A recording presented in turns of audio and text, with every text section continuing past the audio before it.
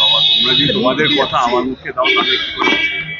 আমি দল ছাড়তে যাবোই বা কেন, বা অন্য দলে যাবোই বা কেন? মানে আমি দলের কাছে এমনকি চেয়েছি যেটা দল না বলেছে, বা অন্য দলে যাবো তারা হ্যাঁ বলেছে।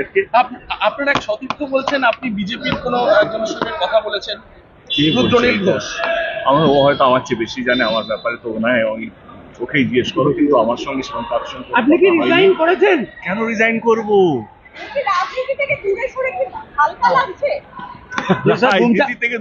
আপনি কি রাজনীতি থেকে দূরে সরে গেলেন? আমার মনে হয় যে রাজনীতির কথা তোমরা বলছো, সেই রাজনীতি আমি গত 10 বছরে করিনি। আমি যে রাজনীতিতে বিশ্বাস করি সেটা হচ্ছে মানুষের উন্নয়ন, মানুষকে ভালো রাখা, মানুষের শান্তি বজায় রাখা। আর মনে হয় না লাস্ট 10 বছরে আমি এমন কোনো বক্তব্য বা মন্তব্য করেছি আমার স্টেজ থেকে যেখানে কোনো নেতা বা কোনো কর্মীকে আমি কি বলি যে তাদের মধ্যে ঝামেলা লাগুক অন্য দলের সঙ্গে, সেটা আমি কোনোদিনও করিনি। আমি মানুষকে বাঁচিয়ে রাখা রাজনীতির মধ্যে বিশ্বাস করি, তাদেরকে ভালো রাখা রাজনীতির মধ্যে বিশ্বাস করি, আমি তাই করেছি। আমি এবার ডিপেন্ড করছে পদে থাকি বা পদে না থাকি। এবারে মানুষে ভালো কাজ করার জন্য, তার জন্য আমার মনে হয় না পদ লাগে, তার জন্য কোনো পোস্ট লাগে না, এমনিও কাজ করা যেতে পারে। বাট আগামী দিনে আমি রাজনীতি মানে যদি আমি বলি 2024-এর লোকসভা নির্বাচন আমার মনে হয় পুরোপুরি দিদির উপর নির্ভর। মমতা বন্দ্যোপাধ্যায়ের সঙ্গে কথা হয়েছে কি? কেন হবে না? কেন? আমার দলের নেত্রী, আমার সঙ্গে দিদির গত 10 বছর ধরে কথা হচ্ছে, নতুন করে কথা বলার কিছু নেই। না, রেজিগনেশন দিয়েছো কোথায়? তোমরা কে কি বলছো? কেন রেজিগনেশন দেবো কেন?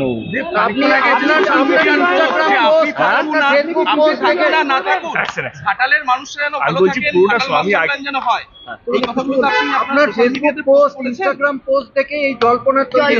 আমি কি বলেছি পিউর আওয়াজটুকু আজকে আমার সত্যি এই টার্মে লাস্ট ডে ছিল, এবং আমি সত্যি জানি না কি 2024-এ কি হবে, আমি কি দাঁড়াবো না, সেটা অ্যাকচুয়ালি প্রশ্নের একটা জায়গা আছে।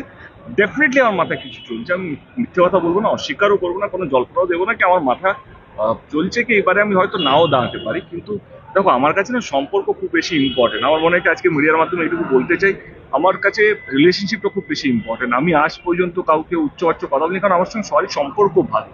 এবং আমি যে একাই বলবো তা নয়, কারণ আমার সঙ্গে আমি দিদিকে অত্যন্ত ভালোবাসি, এবং আমার সঙ্গে দিদির অদ্ভুত একটা সম্পর্ক। সেখানে আমার একার ডিসিশন নিলে কিছু মানে আমার মানে একার নেই। আমার মনে হয় কি দিদির সঙ্গে এটা নিয়ে আলোচনা হয়েছে, আবার হবেও।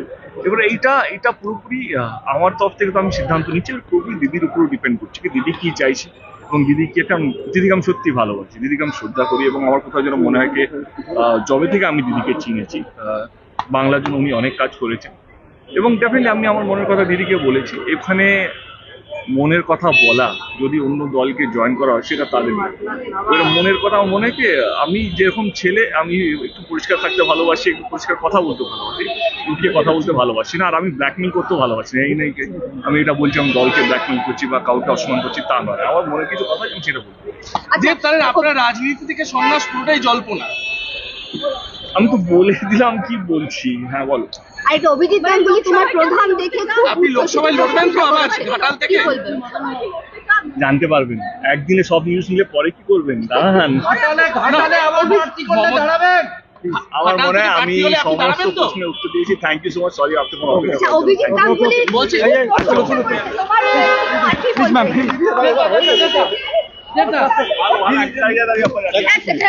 অভিজিৎদাকে অসংখ্য ধন্যবাদ আমার ছবিকে প্রশংসা করার জন্য। আমাদের ভিডিও ভালো লাগলে লাইক এবং শেয়ার করুন, কমেন্ট সেকশনে গিয়ে জানান আপনাদের মতামত। আরও ভিডিও পেতে আমাদের চ্যানেল সাবস্ক্রাইব করুন এবং প্রতি মুহূর্তে খবরের আপডেট পেতে প্রেস করুন বেল আইকন।